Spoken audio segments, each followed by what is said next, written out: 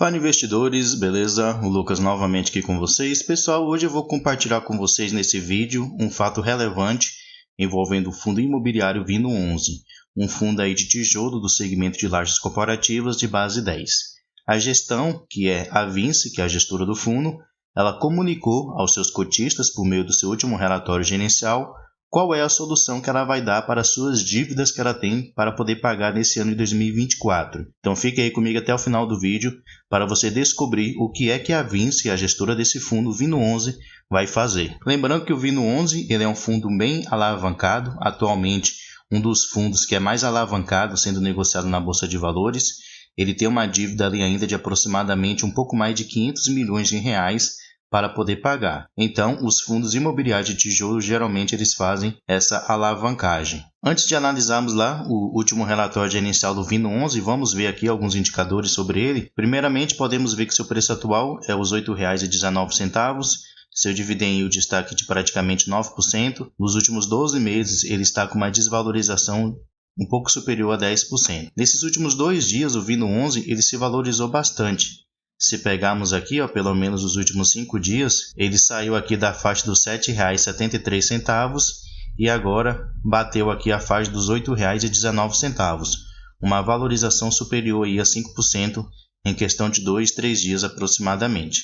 Porém, se pegarmos o gráfico maior, ele está com uma bela desvalorização.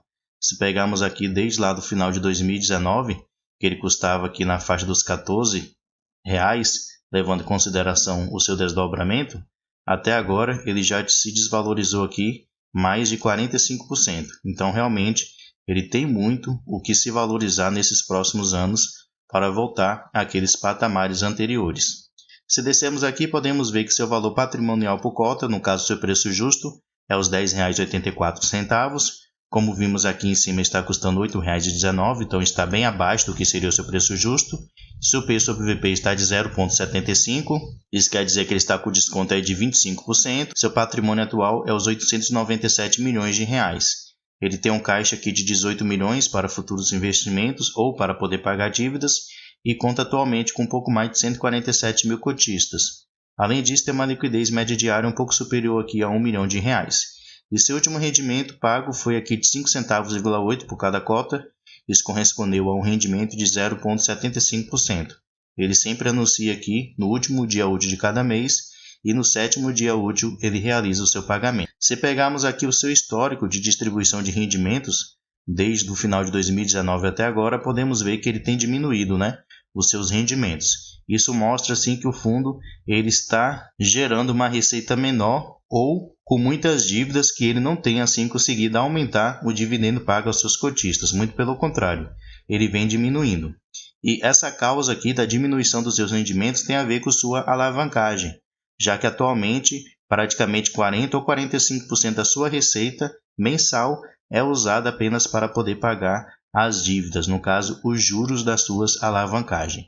Então vamos aqui agora, pessoal, no relatório gerencial, ver o que é que a gestão ela vai fazer para poder solucionar essa questão aí da alavancagem, das dívidas que o Vino11 tem para poder pagar nesse ano de 2024 e nos próximos anos. Indo aqui diretamente no ponto, a gestão ela menciona aqui, lembrando que esse relatório é do mês de dezembro de 2023. Ele menciona aqui que no mês de dezembro de 2023 o Vino anunciou a distribuição de rendimentos no valor de 5,8 centavos, o que equivale ao dividend yield anualizado de 9,2%. O fundo ainda possui aqui 3,4 centavos de resultado acumulado ainda não distribuído. Ele menciona aqui, o ponto a se considerar está aqui. Atualmente, o maior foco da gestão tem sido a geração do caixa do fundo através da reciclagem de portfólio. E como é que ele vai fazer essa geração de caixa? Ele menciona que a venda de ativos não apenas tem como objetivo a gerar caixa para cumprir as obrigações futuras do fundo, como pode também destravar valores dos ativos existentes no portfólio. Então, para ter caixa suficiente para poder pagar as suas dívidas desse ano de 2024 e dos próximos anos, a gestão ela vai vender os seus ativos. E mais adiante eu vou mostrar que os ativos são esses. Aqui também podemos ver que o fundo ele segue apresentando excelentes indicadores operacionais, como por exemplo a sua taxa de ocupação está acima de 95%, o que para um fundo de lajes é muito bom, e os pagamentos estão 100% em dias. Ele menciona aqui também que o fundo ele é composto por 70% de contratos atípicos, que são contratos aí com uma duração longa, o que é um ponto positivo.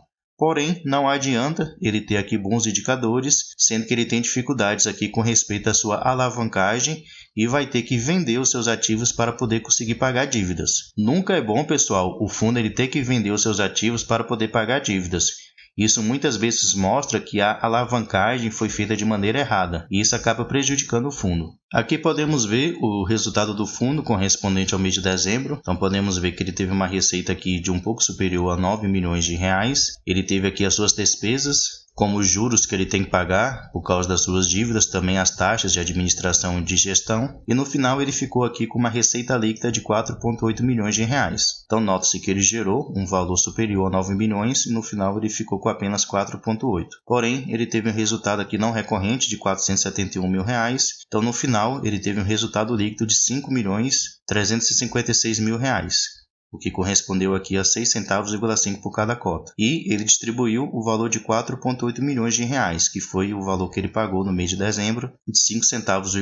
Então, nota-se que ele tem gerado o valor exatamente que ele tem distribuído aos seus cotistas. Esse mês de dezembro ele conseguiu gerar um valor maior por causa desse resultado aqui não recorrente. E ele menciona que ele tem ainda como resultado acumulado não distribuído 2,8 milhões de reais, que corresponde a 3,4 centavos. Aqui o fundo também ele faz uma estimativa de rendimentos para esse ano de 2024 até junho de 2024.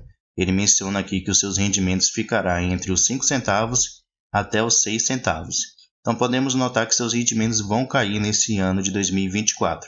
Então, você que é cotista do Vino11 já fique ciente aí dessa situação. Aqui podemos ver os CRIs que atualmente o Vino11 tem, no caso as suas dívidas, né? Os CRIs que ele emitiu para poder ter esse dinheiro emprestado para poder comprar esses imóveis. Então, podemos ver que ele tem uma dívida aqui de 500 milhões de reais. Então, um valor realmente bem considerável. Atualmente, isso representa aqui 35% dos ativos imobiliários do fundo. Então, uma alavancagem realmente muito elevada. E aqui ele mostra o cronograma de pagamento das suas obrigações. Então, nesse ano de 2024, ele tem aqui somente de juros 42 milhões de reais para poder pagar. E as amortizações soma-se o valor de 44 milhões de reais. Lembrando que essas amortizações ele paga através do caixa e não da receita mensal do fundo. Lembrando que o caixa atualmente do Vino11 é de apenas 18 milhões de reais e ele tem aqui 44 milhões de reais para poder pagar. Então, uma diferença aí de 26 milhões. Então, é exatamente por isso que ele vai vender os seus ativos para ele conseguir pagar essa dívida que ele tem. Não só do ano de 2024, mas sim dos outros anos, né?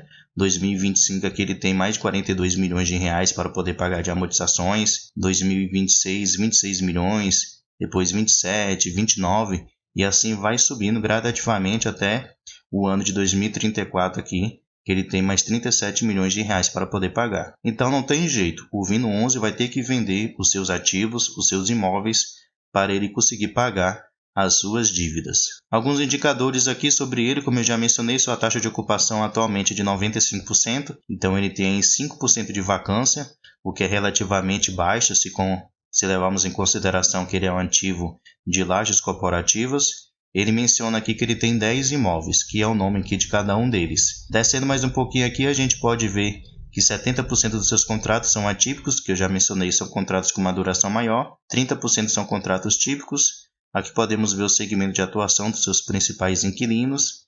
Os seus imóveis estão, na sua grande maioria, localizados lá em São Paulo e o restante no Rio de Janeiro. Se descermos mais um pouquinho aqui, podemos ver o seguinte, que se pegarmos todos os seus contratos e fizermos uma mediana, ele tem aqui ainda aproximadamente 7 anos de contrato. Então, pessoal, esse é o vídeo de hoje. Gostaria de compartilhar esse fato relevante envolvendo aí o Vino11, um fundo que há muito tempo estava aí esperando qual a solução que a gestão daria para a sua alavancagem.